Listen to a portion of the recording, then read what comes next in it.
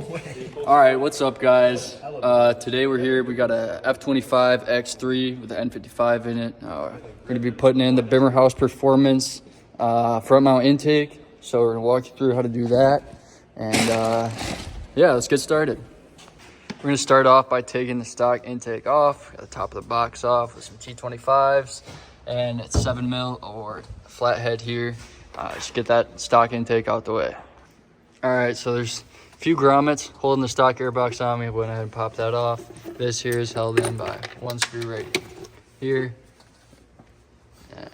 After that, you got this piece here. It's got your mass airflow sensor, whatnot. You're gonna go ahead and pop those off, take this off, and yeah. All right, so we went around, popped off a PCV valve right there, or hose right there. Unplug your sensor right here. And then it's just gonna be one more 7 mil or flathead to get this piece off as well. Alright, so for the boost pipe, we just gotta pop this little clip off of that top fan part there. Also, we just grab a pair of pliers to start twisting and pulling. Comes with a new one anyways. And then you'll get down here. It's a little hard to get your hands in, but gotta wiggle and pull that off. And that'll come up. You're gonna have to go underneath and wiggle it down off from the bottom part. Underneath is a clip too, and it's got a little lock section in it that you'll be able to see. You just gotta pull it out of the lock section and lift it around, and it'll come loose. So for the next section, we take the hog nose out on the passenger side here. It's definitely a little bit of a struggle. Best way to go about it is undoing your top bumper bolts right here. And you're gonna lift that up. You'll be able to see these top clips. You gotta push these ones in, lift out, and then these you gotta lift by the plastic part to get it out of the metal. You get the top, and then these sides, once you get the top out, you'll get access to push those in. One you'll probably come in from right here, and the other one you'll be able to see, or you'll have to go in from the other hog nose and push it. And then the bottom ones are definitely a struggle to get to. Those are the same as the top. You gotta push. Since they're underneath, you're coming up.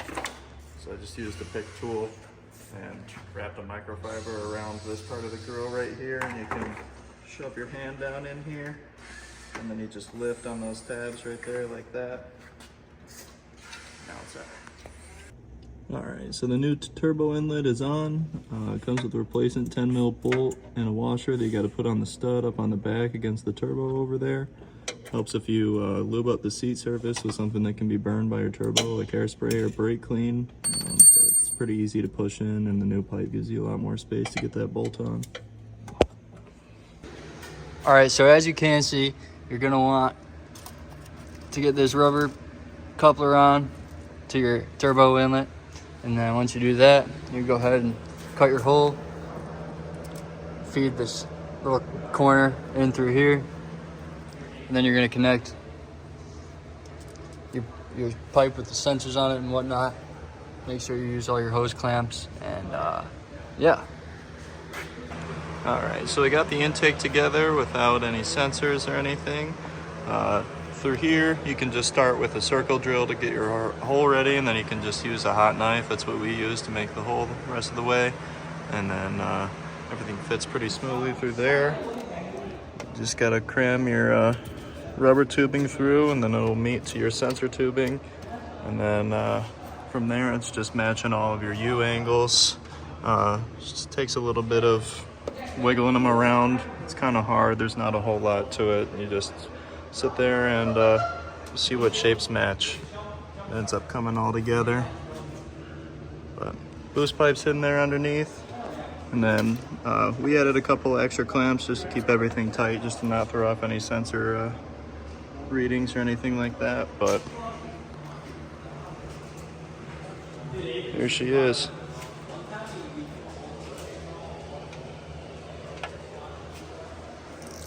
All right, here she is all put together, routed with all the hosing and wiring needed. Got a little bit of a kink in our PCV line. If that happens to you, it's all right.